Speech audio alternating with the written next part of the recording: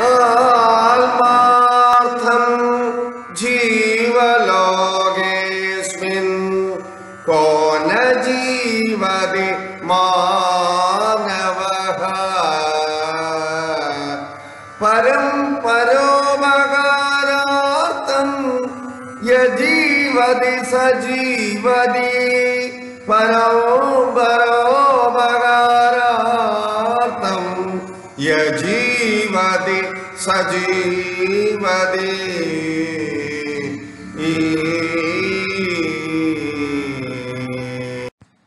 This Subhashidam says that most of the people live in this world to satisfy self-interest only. There is no surprise in this, but he who lives for helping others to see others' happiness and welfare is the one actually living in this world. Subhashidam therefore advises to always keep others' interest above self-interest. Once Lord Krishna and Arjuna went out for a walk. Arjuna happened to see a Brahmin on the roadside begging for alms. Arjuna took pity on him and gifted one bag full of gold coins to him. Brahmin happily left his house with the bountiful alms. But a thief, watching all this from a distance, snatched his bag full of coins and left.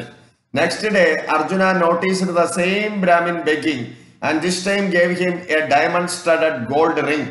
Brahmin happily took the ring to his house and secretly kept it inside a broken pot and slept.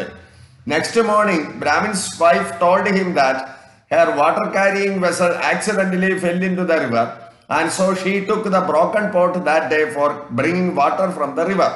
But she noticed something falling from the pot while immersing it into the river for collecting water. Arjuna, on saying the same Brahmin again begging for alms next day also, told Krishna that this Brahmin is ill-fated and therefore he do not want to give any further alms to him. On hearing this, Krishna smilingly approached the Brahmin and gave him one small denomination coin only. Brahmin left the place cursing his ill fate and murmuring that he cannot purchase any useful thing with this coin. On his way back home, he happened to see a fisherman carrying a live fish battling for its life. Brahmin thought that this one coin in any case cannot fetch him any useful thing, but if he could purchase the fish by paying the coin and throw it into the river, at least the life of that small creature could be saved. Accordingly, as he was about to throw the fish into the river, he suddenly noticed something struck inside its throat. To his utter delight, he found it to be the diamond-studded golden ring that accidentally fell into the river that morning. Brahmin got excited and shouted, "See, I have found, I have found." The thief was following the Brahmin from a distance that day also. But as the thief heard him shouting, "I found out," he mistook it as Brahmin recognized the thief from a distance. Fearing for his life, the thief ran towards him, surrendered the bag full of coin he stole previous day, and sought apology from Brahmin. When Arjuna heard the whole story from the Brahmin, asked Krishna about these strange happenings.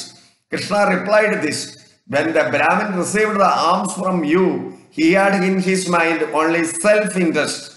But when he tried to save the fish bought using the coin given by me, he thought of the welfare of that creature only. This helping attitude helped him to get my grace, and I took care of his welfare." The message is, being a human being is about being humane. ഈ ലോകത്ത് ബഹുഭൂരിപക്ഷം ജനങ്ങളും സ്വാർത്ഥ താല്പര്യത്തിന് വേണ്ടി ജീവിക്കുന്നു എന്നതിൽ അത്ഭുതമില്ലെന്ന് സുഭാഷിതം പറയുന്നു. എന്നാൽ മറ്റുള്ളവരെ സഹായിക്കുകയും അവരുടെ സന്തോഷവും ക്ഷേമവും കാക്ഷിക്കുന്നവനുമാണ് യഥാർത്ഥത്തിൽ ജീവിക്കുന്നത് എന്ന് സുഭാഷിതം പറയുന്നു.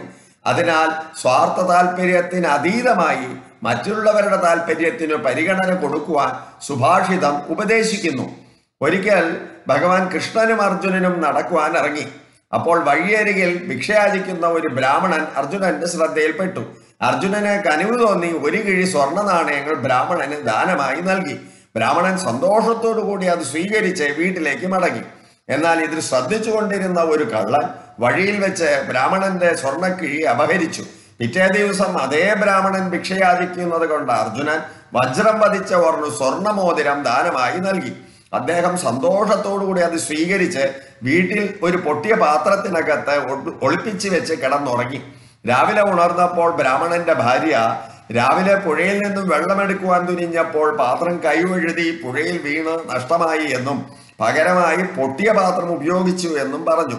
എന്നാൽ പൊട്ടിയ പാത്രം പുഴയിൽ നിന്നും വെള്ളമെടുക്കുവാൻ മുക്കിയപ്പോൾ എന്തോ ഒരു സാധനം അതിൽ നിന്നും പുഴയിലേക്ക് വീഴുന്നതായി കണ്ടു എന്നും അവർ പറഞ്ഞു.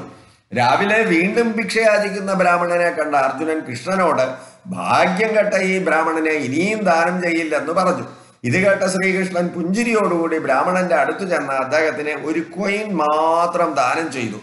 തികച്ചും നിരാശനായ ബ്രാഹ്മണൻ ഇതുകൊണ്ട് തനിക്ക് ആവശ്യമുള്ള ഒരു സാധനവും ലഭിക്കുകയില്ല എന്ന് പിറുപിറുത്തുകൊണ്ട് വീട്ടിലേക്ക് മടങ്ങി.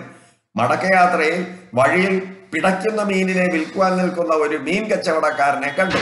ബ്രാഹ്മണൻ തനിക്ക് ലഭിച്ച ഒരു കോയിൻ കൊടുത്ത് മീനിനെ മേടിച്ച് പുഴയിൽ എറിഞ്ഞാൽ മീനെങ്കിലും രക്ഷപ്പെടുമല്ലോ എന്ന് വിചാരിച്ച് മീനിനെ മേടിച്ച് പുഴയിൽ എറിയുവാൻ തുടങ്ങുമ്പോൾ പെട്ടെന്ന് മീനിന്റെ വായിൽ എന്തോ തടഞ്ഞിരിക്കുന്നത് ശ്രദ്ധിച്ചു. നോക്കിയപ്പോൾ അത് നഷ്ടപ്പെട്ട വജ്രമോതിരമാണെന്ന് തിരിച്ചറിഞ്ഞു. ബ്രാഹ്മണൻ ആവേശത്താൽ ഞാൻ കണ്ടുപിടിച്ചു എന്ന് ആക്രോശിച്ചു. തലേ ദിവസത്തെ കള്ളൻ അന്നും ബ്രാഹ്മണനെ ദൂരെ നിന്നും അനുഗമിക്കുന്നുണ്ടായിരുന്നു. ഞാൻ കണ്ടുപിടിച്ചു എന്ന് ബ്രാഹ്മണൻ ഉച്ചത്തിൽ അലറുന്നത് ശ്രവിച്ച കള്ളൻ തന്നെയാണ് ബ്രാഹ്മണൻ കണ്ടുപിടിച്ചത് എന്ന് തെറ്റിദ്ധരിച്ചു. രാജാവിൽ നിന്നും ലഭിക്കാവുന്ന ശിക്ഷയെക്കുറിച്ച് ഓർത്ത് ഭയപ്പെട്ട കള്ളൻ ഓടി വന്ന് ബ്രാഹ്മണനെ നമസ്കരിച്ച് അപഹരിച്ച സ്വർണ്ണ നാണയക്കിഴി തിരികെ സമർപ്പിച്ച് ക്ഷമാപണം പറഞ്ഞു. ഈ വൃത്താന്തങ്ങൾ ബ്രാഹ്മണനിൽ നിന്നും അറിഞ്ഞ അർജുനൻ ശ്രീകൃഷ്ണനോട് ഈ വിചിത്ര സംഭവങ്ങളുടെ വിശദീകരണം തേടി. ശ്രീകൃഷ്ണൻ പറഞ്ഞു, താങ്കളിൽ നിന്നും ദാനം സ്വീകരിച്ചപ്പോൾ ബ്രാഹ്മണന്റെ മനസ്സിൽ സ്വന്തം താല്പര്യം മാത്രമേ ഉദിച്ചിരുന്നുള്ളൂ.